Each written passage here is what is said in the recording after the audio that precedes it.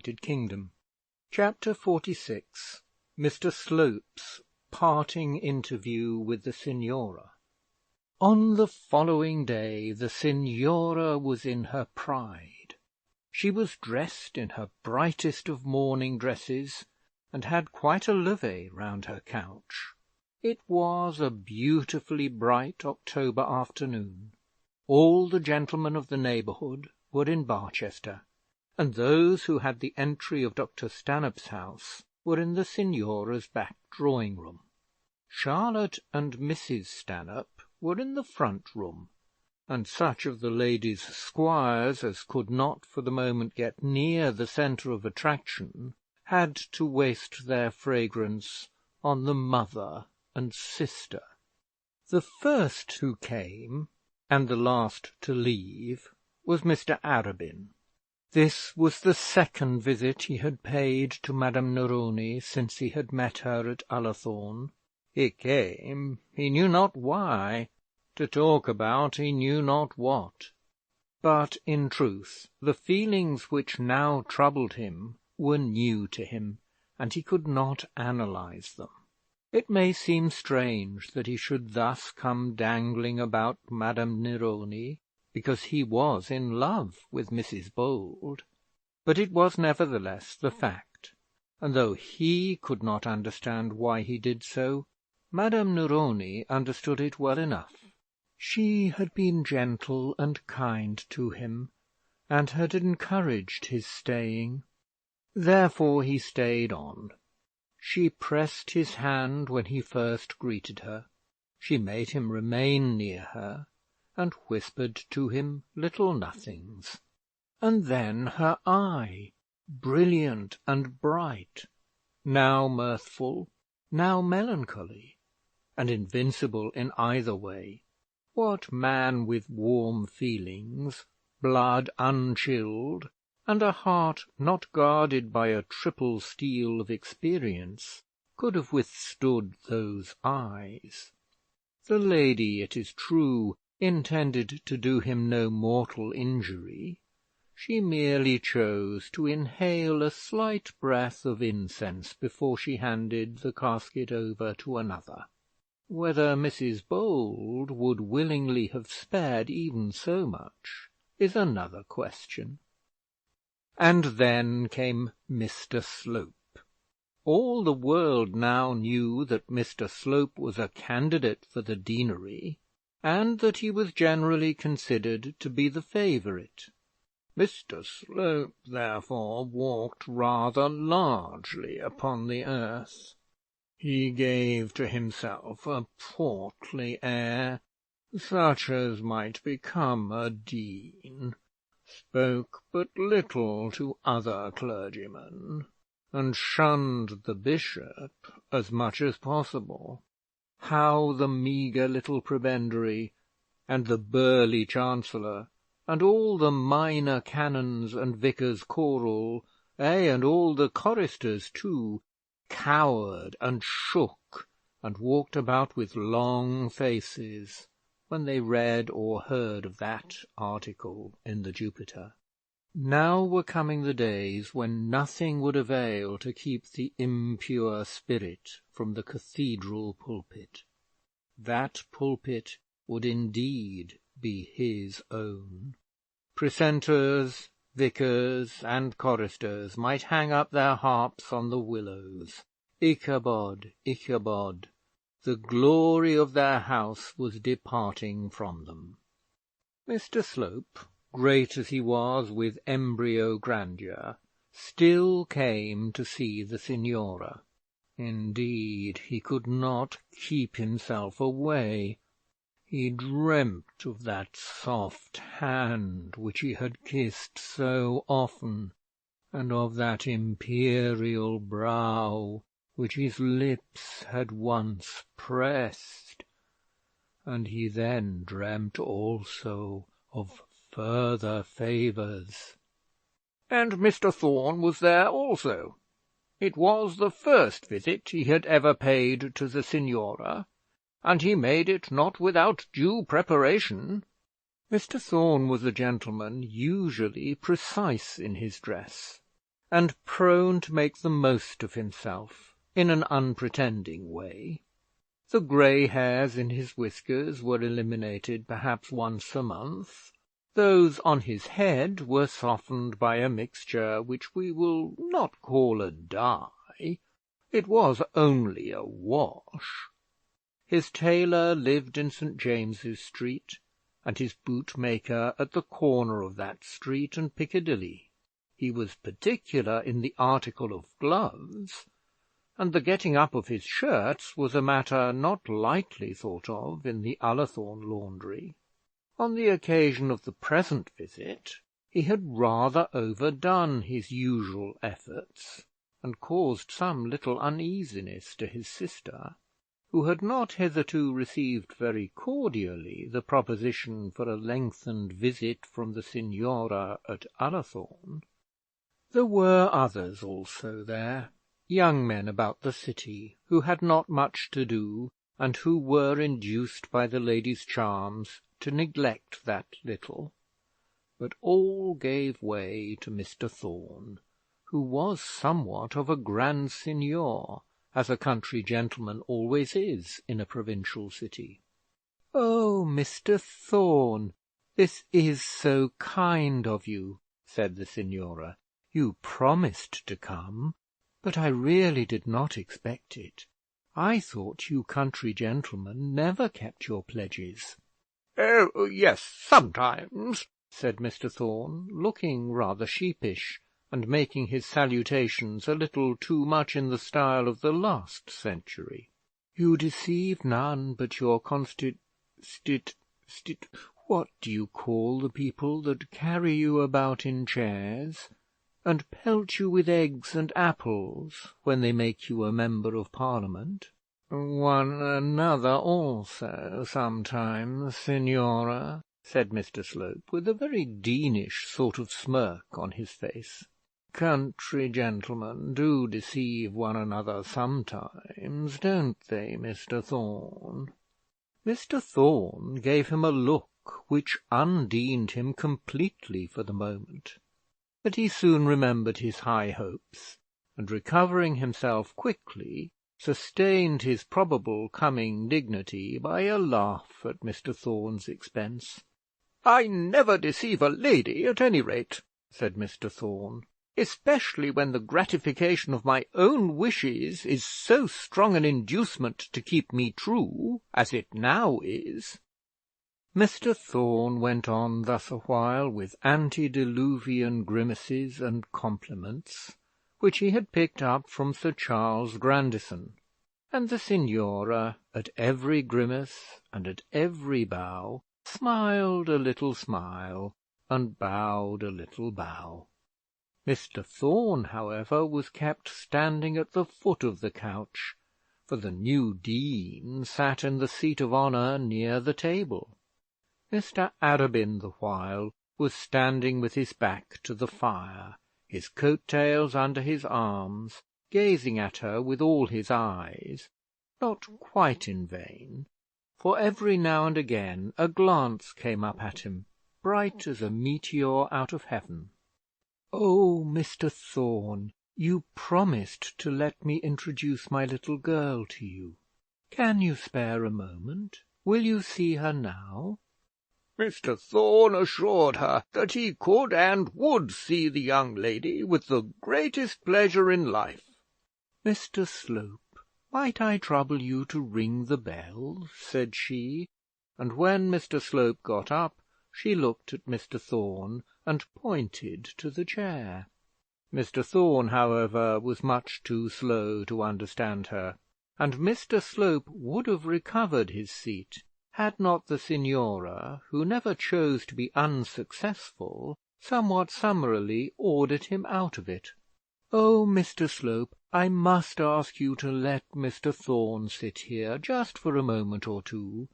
I am sure you will pardon me. We can take a liberty with you this week. Next week, you know, when you move into the dean's house, we shall all be afraid of you." Mr. Slope, with an air of much indifference, rose from his seat, and, walking into the next room, became greatly interested in Mrs. Stanhope's worsted work. And then the child was brought in. She was a little girl, about 8 years of age, like her mother, only that her enormous eyes were black, and her hair quite jet. Her complexion, too, was very dark, and bespoke her foreign blood.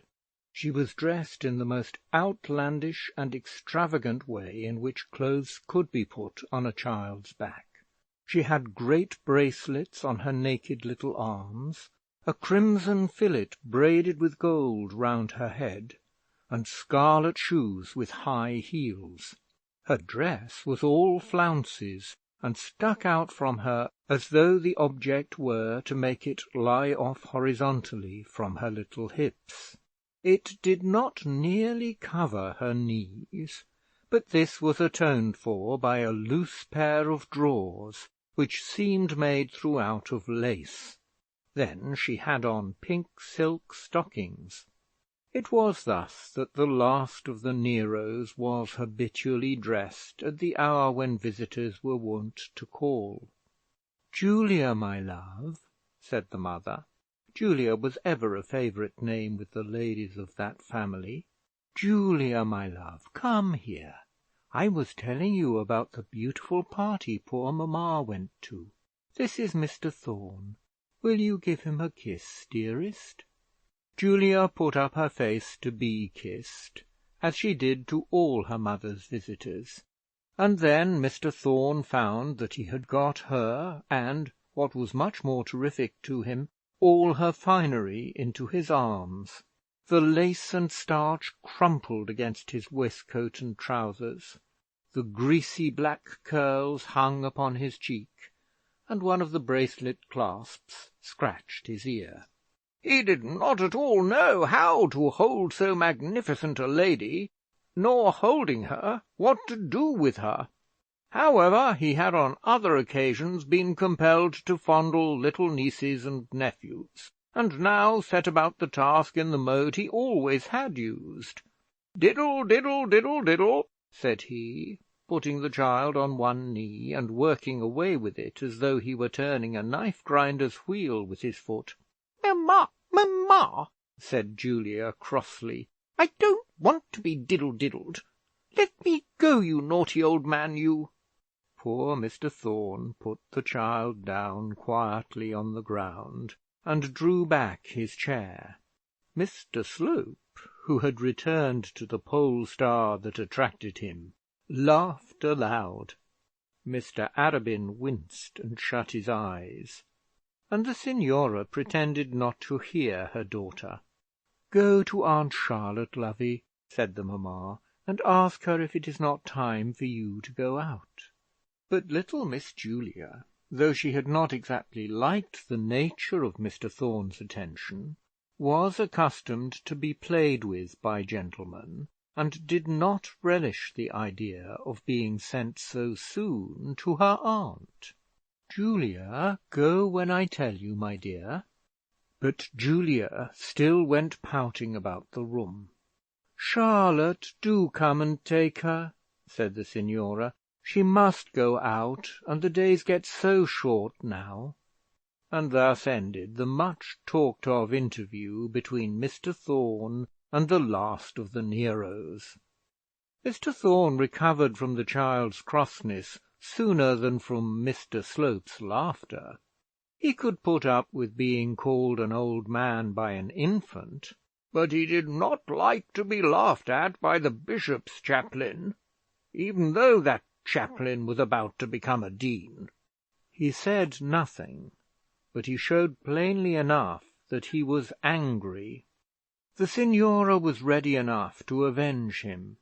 "Mr. Slope," said she, "I hear that you are triumphing on all sides." "How so?" said he, smiling. He did not dislike being talked to about the deanery, though of course he strongly denied the imputation. "You carry the day both in love and war. Mr Slope hereupon did not look quite so satisfied as he had done. "Mr Arabin," continued the Signora, "don't you think Mr Slope is a very lucky man?" "Not more so than he deserves, I am sure," said Mr Arabin. "Only think, Mr Thorne, he is to be our new dean. Of course we all know that."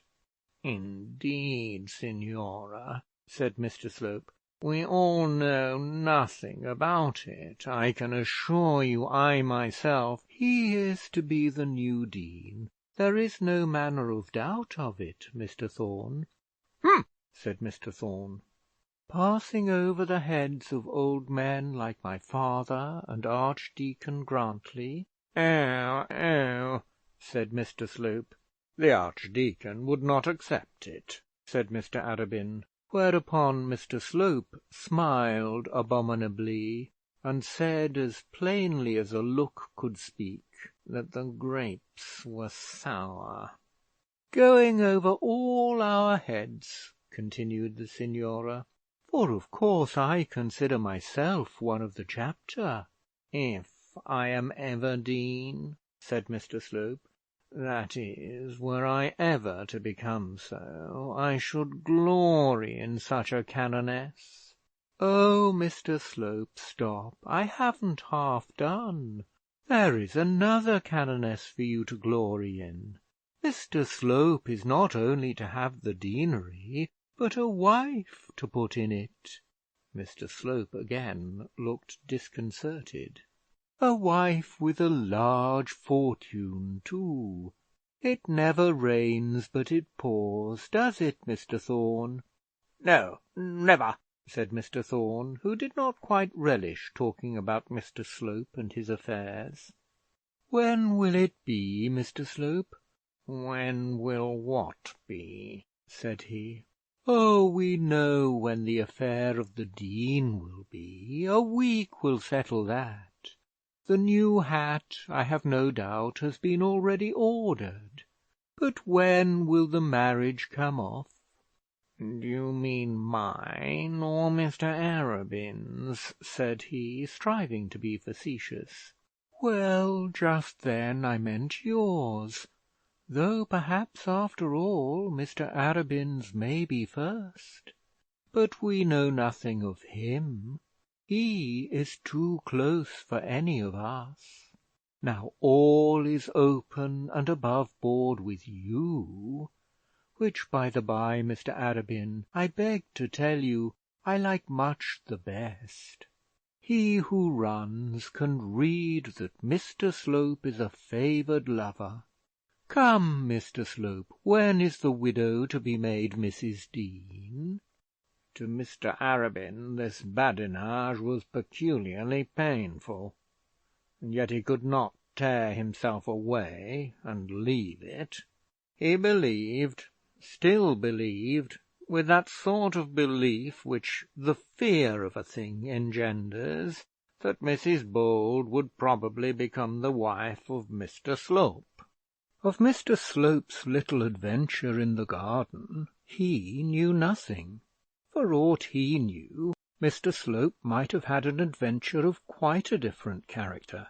He might have thrown himself at the widow's feet, been accepted, and then returned to town a jolly, thriving wooer. The Signora's jokes were bitter enough to Mr Slope, but they were quite as bitter to Mr Arabin. He stood leaning against the fireplace, fumbling with his hands in his trousers pockets. "Come, come, Mr Slope, don't be so bashful," continued the Signora. "We all know that you proposed to the lady the other day at Ullathorne. Tell us with what words she accepted you. Was it with a simple yes, or with the two no-nos which make an affirmative? Or did silence give consent? Or did she speak out with that spirit which so well becomes a widow, and say openly, 'By my troth, sir, you shall make me Mrs Slope as soon as it is your pleasure to do so'?" Mr Slope had seldom in his life felt himself less at his ease. There sat Mr Thorne, laughing silently. There stood his old antagonist, Mr Arabin, gazing at him with all his eyes. There, round the door between the two rooms, were clustered a little group of people, including Miss Stanhope and the Revs, Messrs Grey and Green, all listening to his discomfiture. He knew that it depended solely on his own wit whether or no he could throw the joke back upon the lady.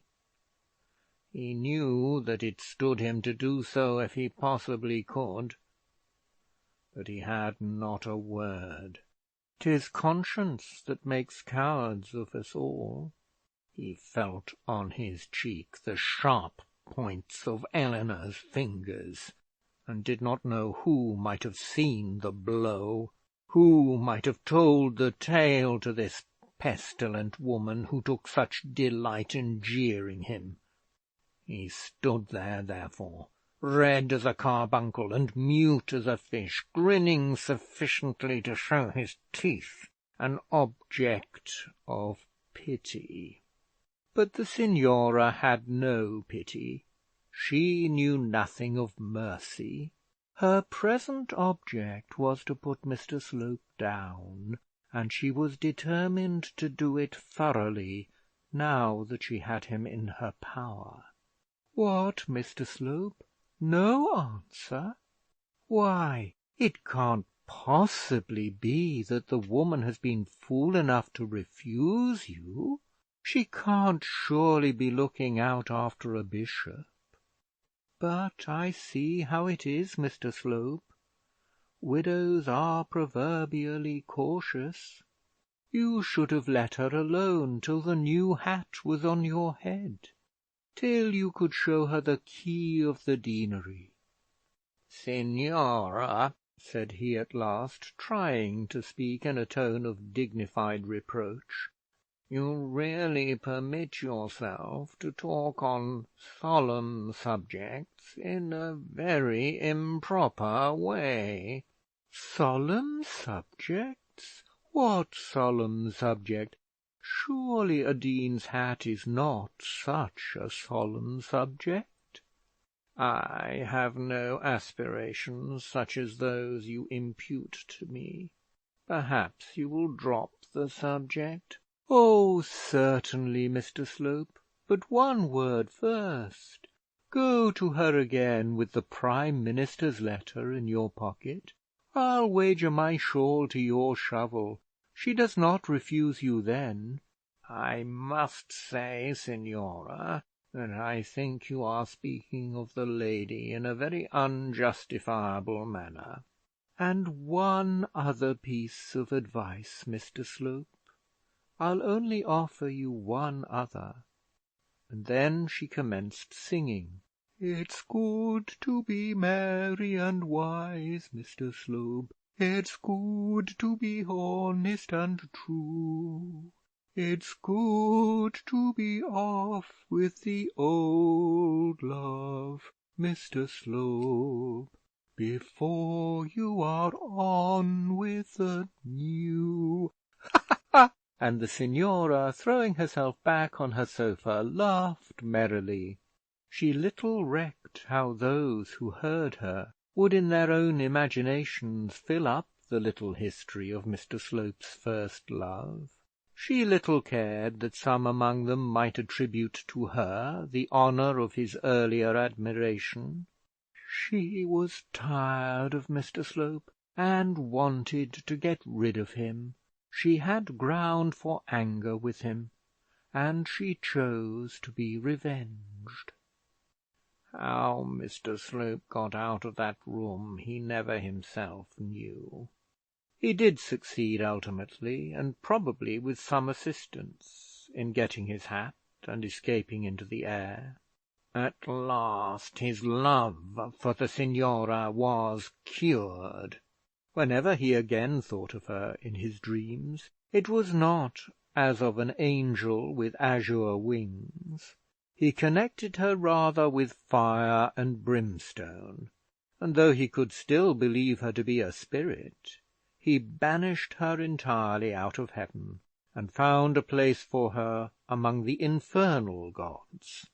When he weighed in the balance, as he not seldom did, the two women to whom he had attached himself in Barchester, the pre-eminent place in his soul's hatred was usually allotted to the Signora.